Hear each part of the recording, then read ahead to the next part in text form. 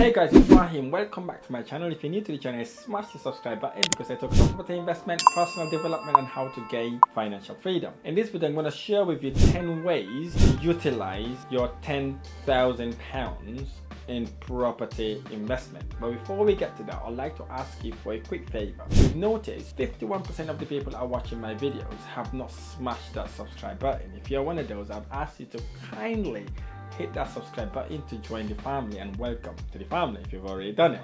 And whilst you're there, smash that like button below as well to ensure the video is shared to lots and lots and lots more people, because that's what the algorithm does once you've liked the video. So what are the 10 ways you can make your £10,000 work a lot harder for you? I know you've done really well to save £10,000, especially in the world that we're living in. It's very hard to save money, so many noises, so many expenses going. So congratulations, you've got £10,000. So we need to make this £10,000 work a lot harder for you. The first thing you want to do, perhaps you want to do a down payment. Look for a cheaper house, maybe a house that was £50,000-60,000.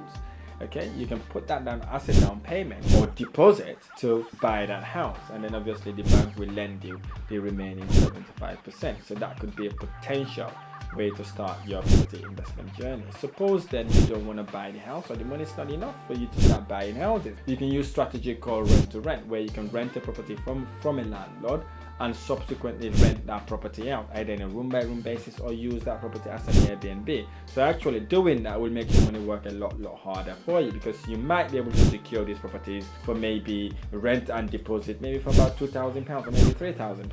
I'm not talking about London here, I'm talking about outside of London. So that £10,000 may be able to get you maybe 3 or 4 rent to rent properties that will generate you in average £500 per calendar month. So if you do 3 of these, you're talking about £1,500 a month. That's a serious return on investment. I haven't seen an investment that will give you that sort of return. You're not buying the property at this point, you're just acquiring it, renting it on a lease agreement, and you subsequently rent it out. Number 2, perhaps you don't like managing properties, perhaps, or you don't want to deal with tenants. You want to do the second one, which is real estate crowdfunding. There's so many crowdfunding platforms out there where you can put your £10,000. They will use that £10,000 to invest in someone else's project to give you passive return on your investment. So they pay you interest for lending them the money to use to build up the investment. But perhaps you want to do that. So that's another way you can make your $10,000 work better than leaving it in the bank. Okay? Because if you did, inflation is gonna eat into it. And if inflation eats into it, you're losing out. So maybe that could be another way. So crowdfunding companies are normally giving between 3 to 8% interest on your money. So if you've got £10,000, you do the math. If it's 8% interest, you're talking at least £800. So that is a kind of better return than leaving it in the bank for it to go down in value. Number 3, perhaps you want to go online and invest on REIT. These are real estate investment trusts. This is where you can purchase a share in an investment portfolio. In most cases, it could be commercial properties, right? You can buy a portion and then obviously use that as an investment, and then they then pay you dividend or some form of share in order for you to start making that money work for you. So you might want to do that, especially if you don't want to deal with tenants, especially if you don't want to deal with managing properties or even owning properties and all that. You can invest in REIT, and real estate investment trust are one of the ways you could actually invest for kind of making the money work better than leaving it in the bank. Number 4, property renovation. You could invest in a small scale of renovation. Maybe you bought the property for a very low price, right? You can use some of that money to renovate the property, or you see an investor who bought a property that needs a bit of money to do the renovation. You can invest with them directly, and then they give you a better return on your investment. And number 6, which is one of my favorites, is joint venture partnership. So what you could do, instead of using the £10,000 alone, you can joint venture with someone who's got maybe more than you do, or the same amount as you do. You joint venture then in a partnership that you could then go and buy a bigger, better property, or perhaps doing a completely different investment strategy. Perhaps you got £10,000 and you got experience, and that person got £50,000 with no experience. You can bring that money in, £60,000. You can go in the market, buy a nice, solid property investment. and that's where you start building your property portfolio. Number 6, land. You may want to buy a small portion of land. Maybe you sit on it for a bit, right? Get that to go up in value, and hopefully be able to do it. But whilst you sit on it, you can use it as a car wash, get someone to lease it as a car wash, or maybe you can use it as a small storage. As you now know, the online businesses are growing immensely and they're looking for storage everywhere, so perhaps you want to use it that way.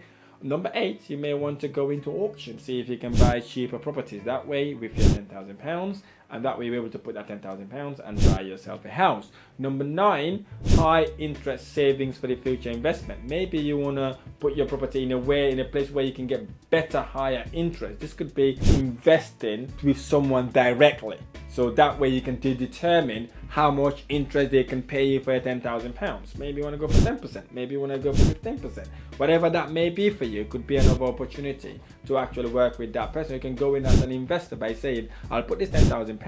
Once we've done the property up, we remortgage you, whatever the value is, I need my share that way. So you can get your share that way as well. Number 10, investing in property related businesses, like maybe an estate agency near you or a management agent is struggling with their cash flow and they need cash flow to keep them going. So perhaps you want to invest in that management company so that then you can become a shareholder, or you can become the lender to that business. Believe me or not, people think properties are all nice and brilliant. Sometimes property management agents are struggling with their cash. It's not like they don't have money, but they're struggling with their cash flow. They're not having enough money to go around. So you can bring that £10,000 with that management agent, work with them to actually help their business going, and behind that or back of that, you may be able to get succulent deals as well. In other words, they may be able to help you start your own property investment journey yourself. Perhaps you want to get into rent to rent, you invest that money with them. Then you can say, okay, look, I've invested this money with you.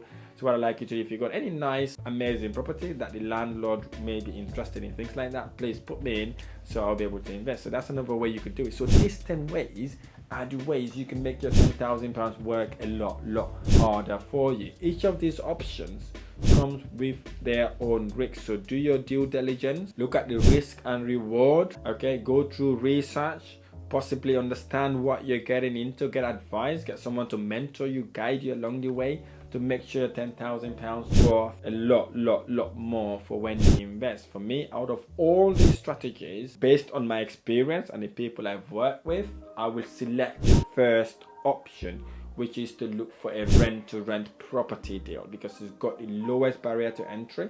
It got the lowest entry cost as well. You can literally just invest £5,000, see how that goes, and then you keep the other £5,000, right? Or perhaps you use the £5,000 you invest and use part of the remaining £5,000 to get someone to mentor you, coach you along the way to help that property you've acquired generate you better, serious return on your investment. I really hope this video has been helpful. If this video has been helpful, smash the like button below, subscribe to my channel for more amazing videos. I look forward to sharing next video. Thank you.